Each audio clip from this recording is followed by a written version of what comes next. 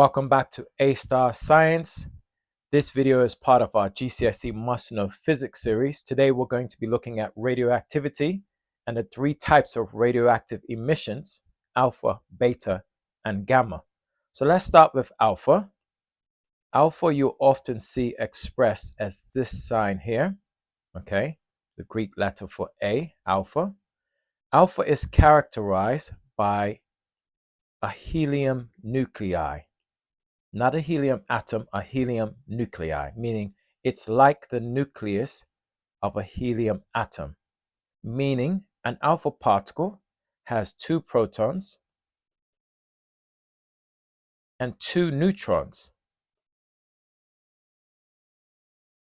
And that means it has a mass of 4, which you can see at the top here. Okay, so an alpha particle is like a helium nuclei. 2 protons, 2 neutrons. That means it has a mass of 4. Because it has 2 protons, that means it also has a +2 charge.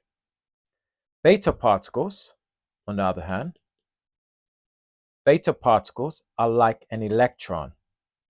And as you should know by now, electrons have no mass.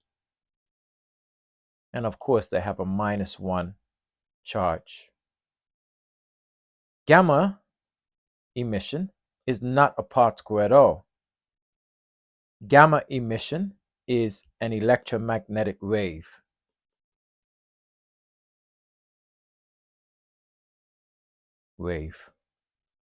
And that's symbolized by like a Y. Beta is that B sign in the beginning. So gamma is an electromagnetic wave. That means it has no charge, none, and it has no mass. Okay, so that's the description of the properties of the type of radioactive emissions. But let's look at some other properties that are also important. So what are the other properties that these 3 types of radioactive emissions have? As we said, alpha, it's like a helium nuclei, 2 protons and 2 neutrons. Beta is like an electron with a -1 charge. And gamma is an electromagnetic wave. You also need to know for your GCSE the penetrating power, meaning how easily can these radioactive emissions get through other substances? Well, alpha is quite low. In fact, it will be stopped by paper. An alpha particle will not go through a relatively normal sheet of paper. Gamma, on the other hand, is quite high. It takes lead or concrete to stop gamma particles, hence they can be quite dangerous.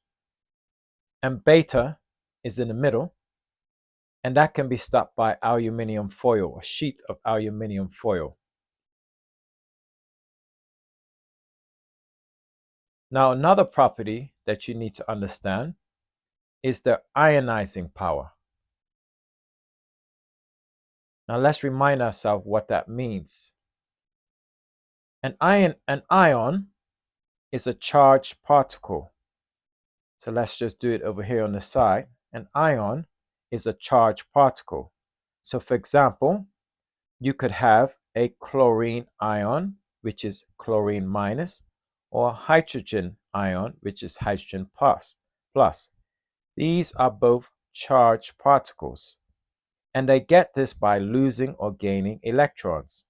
So here the hydrogen would have lost an electron to become plus, whereas a chlorine would have gained an electron. So each one of these radioactive emissions have a different ionizing power. The alpha particles have a very high ionizing power. They're very small, and so they can interact with the electrons and cause the other substances to ionize. And this in turn can make them quite dangerous if they are ingested in the body. Gamma, on the other hand, although it is an ionizer, has low ionizing power. It's not as high as alpha, but it is still dangerous. And this is why people who work around gamma radiation will protect themselves and try to limit their exposure.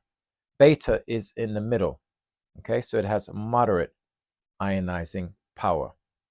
You also need to know some uses of these radioactive emissions. So alpha, an easy use to remember, is that it's used in smoke detectors.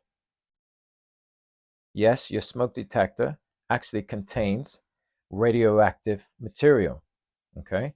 And when smoke is detected, these alpha particles cannot get through to the detector, and hence that causes the alarm to go off. Beta is employed in the use of manufacturing, and I'll just write making for short, aluminum foil. That's the foil sheets that you use in your kitchen to do cooking and wrapping food. And it's used to make sure the thickness of these aluminum foil is at the correct thickness. Okay. Gamma is used to sterilize medical equipment. And it's also used, or can be used, to treat cancer. So cancer treatment. Because its gamma rays will kill living cells, including bacterial cells, you can use it to sterilize medical equipment, or you can direct it at tumors that you can reach with the gamma ray gun, and that will kill the cancer cells. The side effect, unfortunately, is that it also will kill other healthy cells, other cells in that area. Okay. And so that can also be dangerous if the person is exposed to that long term. So these are the main aspects of radioactivity that you need to know. You need to know the 3 types of radioactive emissions: alpha, beta, and gamma. You need to understand that alpha is it's like a helium nuclei. It doesn't have any electrons. It has 2 protons, 2 neutrons, giving it a mass of 4 and a charge of +2. Beta is like an electron. That means it has a -1 charge and no mass.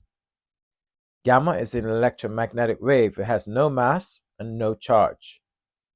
Alpha is the least penetrating, but it's the most highest in ionizing power.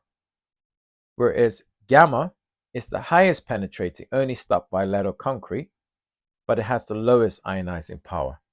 And of course, the uses: alpha used in smoke detectors, beta used in making aluminum foil, and gamma is used to sterilize medical equipment or cancer treatment. Please make sure you like and subscribe. Please leave a comment. Let me know any videos that you would like me to do. A Star Science, part of our GCSE Must Know Physics series.